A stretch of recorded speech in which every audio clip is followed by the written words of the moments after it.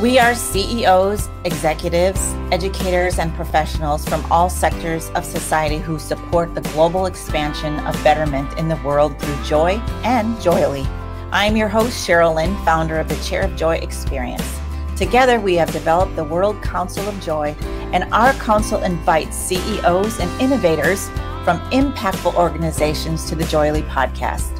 We showcase how generous, bold, and fully engaged they are in their work and what a culture of joy is to them.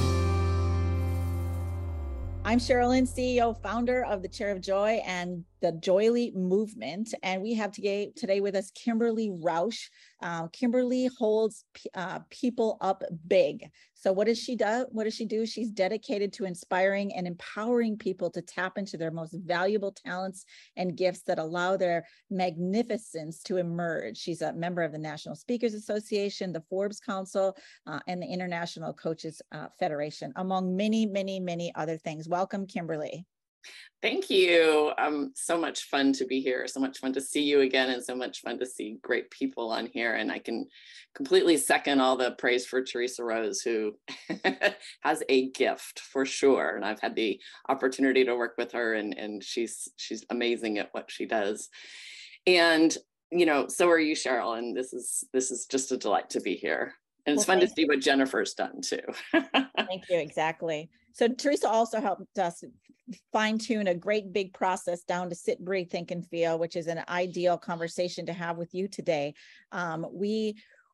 You heard earlier on today all the stories about people who are sitting, breathing, thinking, and feeling. And so why I wanted to have you on today was to discuss the conversation around emotions. So we are human beings, we're emotional human beings, and we get to feel things all day long, sometimes positive, but a lot of times negative, because we live in a culture where we have to address fear, worry, chaos, confusion, overwhelm, frustration, anger, all those things that come up.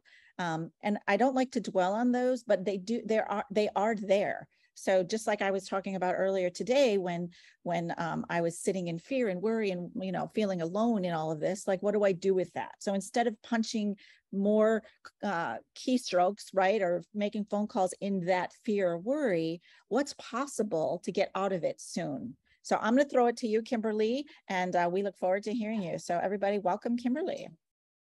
Awesome. Thank you. So much fun to be here, and so much fun to think about, sharing even a little bit of my own discoveries around emotions. I'm one of those people that, wants to be positive and energetic and enthusiastic all the time. And what I realized is that I'm really good at stuffing those negative emotions. And I used to not have much tolerance for those negative emotions. Why would anybody go there when you can live in those upper tiers of, joy and happiness and positivity? And what I realized is that when we don't acknowledge the others, it's not that they're not there. It's not that they're not controlling us. It's not that, they're not running our lives to a certain extent. It's that they're kind of like holding a beach ball underwater, and eventually they ultimately sort of pop out, which isn't what we really want. And I was going to share something, which I didn't prep anybody in advance, so I'm just going to describe it to you. But one of the things I give to all of my clients is this thing called the tiers of emotions. And if you Google that, you'll probably find it. TIERS, as in levels of emotions. And what it has is, on the top tier are the expansive emotions. And what they're really talking about is frequencies of emotions, right? So there's a lot of energy associated with joy and love and happiness and passion and thrill and optimism and well-being, right? Those are very expansive emotions. The middle tier is something they call the transitional emotions. And those things are like, boredom, frustration, pity, guilt, sadness, worry, all of those, right? And those transitional ones will move us into action, or they will stall us down into what they call the imprisoning emotions.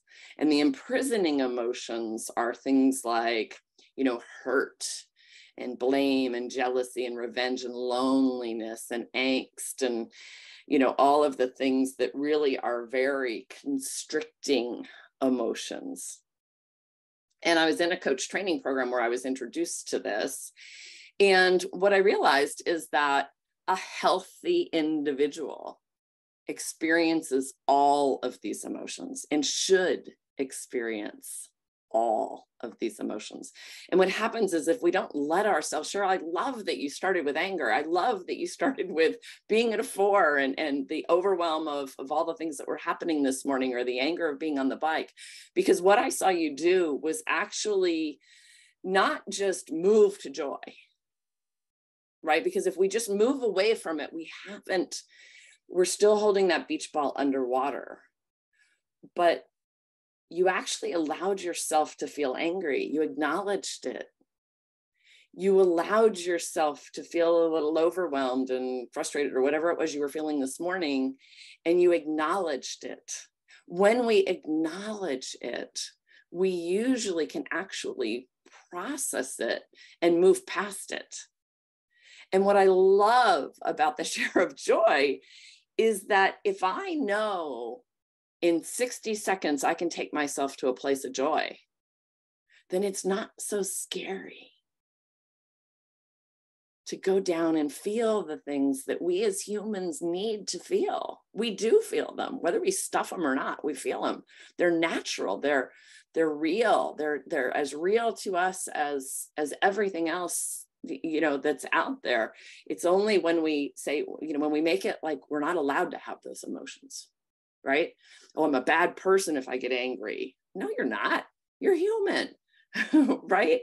And what I find even more interesting is if we tend to have a place on that lower, imprisoning, constricting emotions, the lowest frequency ones, we tend to have a go-to place.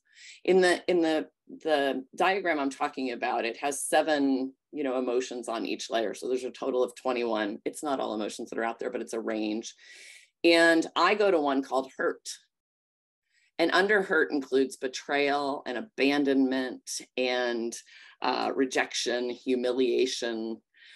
When I was, I don't know, in 6th grade, I have 3 older brothers and all of them left in 1 year.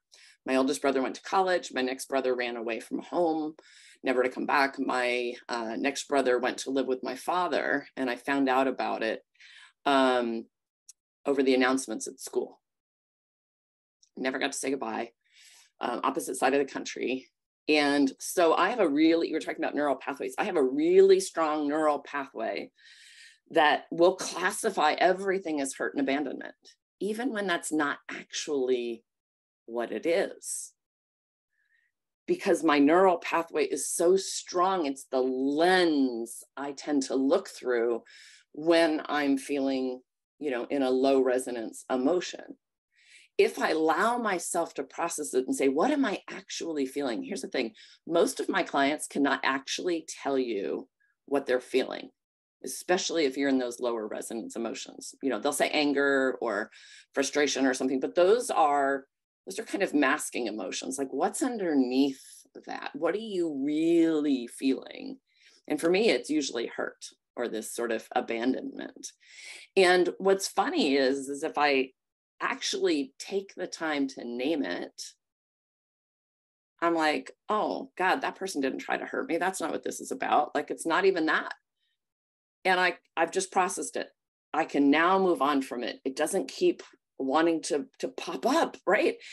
And what's really and again, I'm saying it again, but what I love about the share of joy is if I know I can take myself out of it at its moment's notice in 60 seconds, it's not as scary to go look at it. And it's healthy for all of us. If we didn't have all the moments of, fear or hurt or angst or blame or, jealousy or loneliness, we wouldn't appreciate the higher resonance emotions as much. And it's the combination that make us healthy individuals. There's a book by Barbara Fredrickson called Positivity. And man, when I read this book, it was like, oh, game on, like always be positive. Like, and I was still stuffing all those other emotions, right? And there's so much neuroscience behind positivity. She shows that when we have one positive thought to one negative thought, we're actually on the verge of clinical depression or are clinically depressed. When we have 3 positive thoughts to one negative thought, we're flourishing. And so, this is a ratio, right? So there's 2 things to do. We can increase the positivity and we can decrease the negativity. And she's got strategies for how to do that. But she studies positive psychology from a physiological perspective, i.e. literally what happens in our bodies when we're in a state of positive emotions versus negative emotions. And when we're in a state of positive emotions, we're able to be resourceful. We produce dopamine, the learning hormone, serotonin, the happiness hormone. We produce hormones that allow us to get over to the logic and reasoning part of our brain. When we're in a state of negative emotions, our body still thinks we're running away from saber-toothed tigers. And all of our bodily resources get fed to our major muscle groups so we can run faster. Our brains are starved of oxygen and glucose, right? Our digestive systems shut down, our immune systems shut down. I can't be resourceful because I'm triggered into that. I have to save my life. And every little thing that comes into our brain passes through our amygdala, and our brain says it's a threat or it's not. I'm safe or I'm not. And so being able to play with emotions and sort of control the story we're telling ourselves is so insanely powerful. In neuro-linguistic programming, there's a premise that says, I create my reality. And basically it means that everything in life is the story we make up about it. So I originally said, well, shoot, why not make up good stories? Why would we ever make up bad stories? And yet we make up stories. And so back to sort of this tiers of emotions, the story I make up when I'm hurt is that somebody's hurting me again. And when I realize I have the power to control the story I'm telling myself and say, oh gosh, that's actually not even what's happening. Or, even if it is, I can feel hurt. I can acknowledge it. I can feel it in my body the same way I can feel joy. I can concentrate on it and blow it up, sort of like blow up that energy that's in my body the same way I can embrace the energy that's in joy. And then I can move on. I've processed it. And so recognizing we have this within us, and Cheryl, you're helping people tap into it and be able to move past the negative emotions so they're not so scary. So if we actually kind of look at emotions without judgment, I used to judge these emotions. I used to say the expansive ones were positive emotions and the restricting ones were negative emotions. So why would we ever go to the negative? Those are bad, wrong. And then I realized, no, let's play with them. Let's pull them out. Let's look at them. Let's feel them. Let's allow ourselves to discover what they're telling us, and then challenge that story and see if it's true and see if we can shift a different perspective. I'll give you an example. I work with a lot of executives in transition, and they're 40, 50, 60 years old, never in their wildest dreams thought they'd be out of work. This generation of unemployed, oh my God, right? And they're going through identity theft. They've lost their job title, the company they work for, somebody asks them who they are, they don't even know what to say. And they're making up a story. They're making up lots of stories about how they're a loser and they just got lucky and they've already reached the peak of their career and it's all downhill from here. And I'm going to live under a bridge and my wife is going to divorce me, or, my kids think I'm a failure, a loser. You go on and on, right? And it's like, wow, okay, let's acknowledge that. And I create my reality. What if I make up a story of, oh my God, this is the career coffee break I've been wanting forever. I wasn't happy in that job anyway. And what if now I can take the time to think about where I want to go and what my strengths are and where I thrive and where I get to play and get into a job that I'm going to be happy to go to work every day. What if this is my opportunity and I actually have the time right now to think about it? Look at how much more powerful that story is. And it puts us into what I call your big state of mind, right? You know, I hold people big, and I've written a book called Who Are You When You're Big? And big is all about being in your most resourceful state of mind. And even when you might be experiencing something that's pulling you down. So I worked with a college student, and I'm sure I recognize I'm probably going long here, so I'll wrap it up with this. I worked with a college student, and I challenged this group of people who were in this program, and I was mentoring this particular person, but I challenged them all to write big statements. And a big statement is actually writing it out and acknowledging it. You know, who are you when you're on your game and energized and engaged, and the best of you is showing up? And she wrote the most phenomenal big statement. And several months later, her twin brother committed suicide.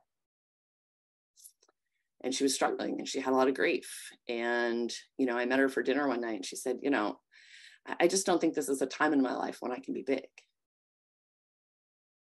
And I said, well, what does big look like in grief? Because we don't want to stuff that emotion. We don't want to put it away. We don't want to, you know, like, what does big look like in grief? And we came up with something like, I allow it. I take care of myself. I give myself what I need. I allow myself to relish the wonderful memories I've had with my brother. I allow myself to experience joy again when I'm not feeling grief. You know, like there were so many things that allow us. And I think in the whole playing with emotions, it's let yourself play with the whole range. Don't make any of them good or bad or right or wrong. And just recognize the ability to recover to those expansive emotions is within all of us. And the more we tap into those, the more we put ourselves in that, and I call it a resourceful state of mind. That's what big is all about. The more we recognize when we've fallen out, the faster we've recognized when we've fallen out, the faster we can recover, the longer we start to stay there and live there until we start spending our whole lives there, right? It doesn't mean we fall out from time to time. Sure, all of us do, right? But the ability to get back in on demand allows you to be in your most resourceful state of mind at any given point in time. So I am very excited that you came to speak with us today, Kimberly. We have matching prints on, so Aaron noticed that for us. So that's kind of fun to notice. We are the wild childs. That was really great. I think that I want you to address two things very quickly, if you don't mind. Number one, we were told that don't bring your emotions to work. If you're having emotions, can you just leave them at the door, and please don't process them here. So what's the shift going on in the world when it comes to how emotions really do positively impact our work? And then secondly, first of all, go ahead and answer that question, then I'll ask the second one. So we can't not bring our emotions to wherever we are, right? But if we can stop judging them as good or bad or right or wrong, and we can simply stop and get past the part that holds us unresourceful in the emotion, this is where you need to look at it, right? And you get past the immediate anger or pissed off or hurt where you're crying in front of a coworker, right? And say, what am I actually feeling, right? Imagine going to your boss and saying, you know, I'm actually kind of sad I got taken off that project because I was really looking forward to X, Y, and Z. And I totally understand why you did it, or I'd like to understand more about why you did it. You know, now I'm addressing what I'm feeling. I'm using feeling words. I love that. They're perfectly okay. Perfectly okay. We have emotions. What we don't want is the emotion to overrun us because we're trying to stuff it. And then it's that beach ball pops out, right? Yeah. But if we can get past labeling them as bad and actually go to what we're feeling, the whole emotional intelligence is so huge. And that's my next question, Kimberly, real quickly, is I like to give people kudos. Like for the people that are in this room right now, like they understand that when they're vulnerable and they can express, even like me, like a year ago, even I wasn't saying I was fearful and angry. That wasn't a thing that I did. So I like to say those that are standing up and saying, man, I'm not having a good moment right now. And if you could stand up and say, I'm not having a good moment right now 30 times a day and get to your chair of joy, even better. And why not? What would you like to say to that? Yeah, and there's so many things that can kind of, joy is one positive emotion. And if for some reason you're struggling with that one, like Barbara Fredrickson's thing, right? Like get to 3 positive emotions for each negative emotion so you can be flourishing. And it might be as simple as keeping a gratitude journal. It might, connecting with people brings us positive emotions. Find the things that give you joy and then go replicate them in your life like crazy. You know, like connection, and to me, watching clients' magnificence emerge, oh my gosh, right? You know, all I have to do is go connect with somebody and meet them where they are, you know, and maybe they're fearful, maybe they're frustrated, maybe they're overwhelmed, maybe they're, you know, and if I can help them process that so that their magnificence can come out. Yes. And I completely agree. And I think it's just acknowledging the fact that when people do that, it's not only helping their business, not only helping their family life, their community, their self, their health, their wealth, like it impacts everything. So the conversation that we are all having today is because we know that the scientific principles prove that when we pay attention to our emotions, and as Kimberly says, replace the negative with the positive, and the chair of joy methodology is one of those ways, magic happens. It literally can be in 60 seconds. So Kimberly, thank you very much for being here today. It's been such a joy and pleasure to have you speak to the process of being big with our thoughts, and knowing that our emotions can be a wide range, right? From negative to positive, and they're all perfectly fine. Exactly. Thank you. Thank you for having me. You're very welcome.